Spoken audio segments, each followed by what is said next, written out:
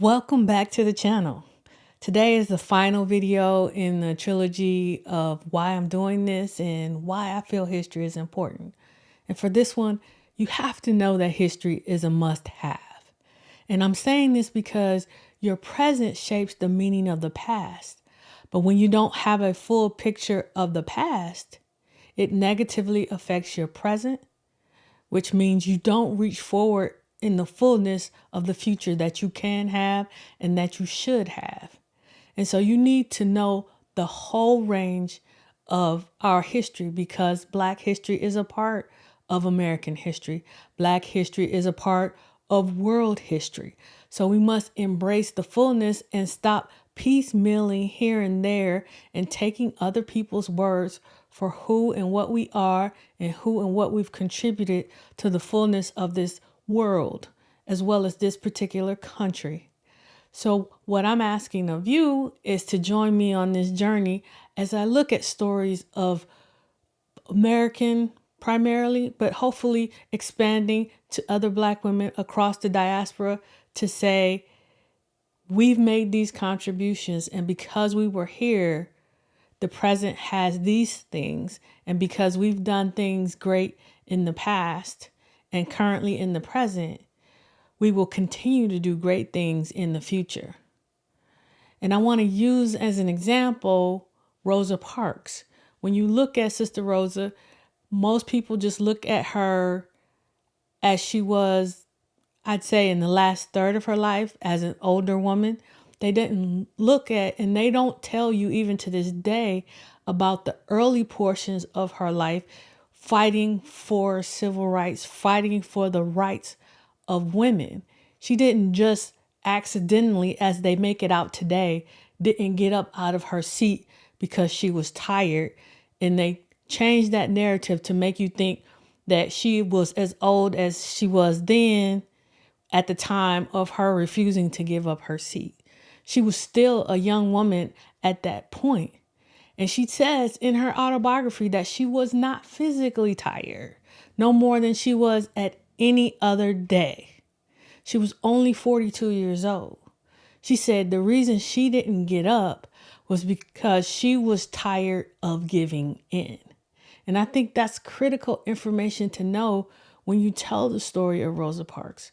And also you have to understand that even though she gained the title of being the mother of the civil rights movement, she was not the first to refuse to give up her seat. There was Claudette Colvin, which was a 15-year-old teenager who refused to give up her seat. And there was also another young lady, an 18-year-old Mary Louise Smith, who also refused to give up her seat, and both were arrested. Colvin said in her autobiography that she felt the reason she wasn't promoted was because she was a teen mother and because of the darkness of her skin. But I know that part of it, Rosa Parks had an unimpeachable character in the city that she lived in.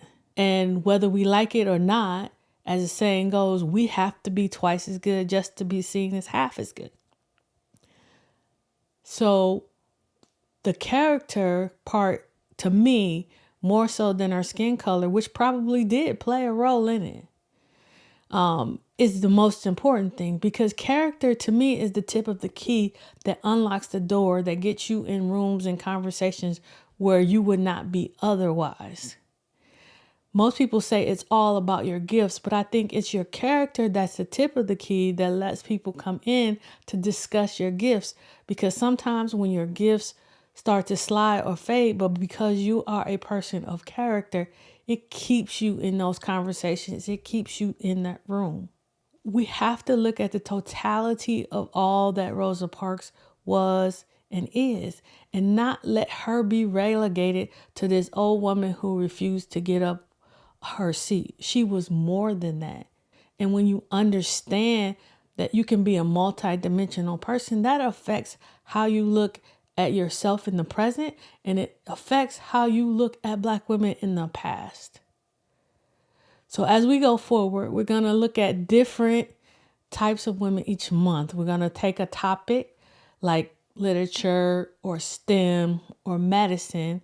And for that month, we're going to focus on women who have done or who are doing great things in those fields and expose them and make them real, make them relatable, and make them relevant. We don't want them to be only, for lack of, I guess a better way to say it is, we don't want them to be placed in a box and you only can know about what's in this little tiny box that the history books want you to know. They are a full, complete 360 woman. And we want to look at things that make them relatable for your story, my story. We want to make them real. They're not these people that need to be placed on a pedestal. They have faults as well as anyone else to go with their good side.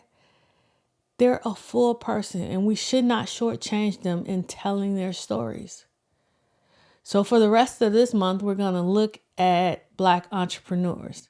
Thank you again for those of you who've already subscribed to the channel. Thank you for those who are considering. If you have subscribed, please hit that notification bell. I really appreciate it. And like I always say, live until you die.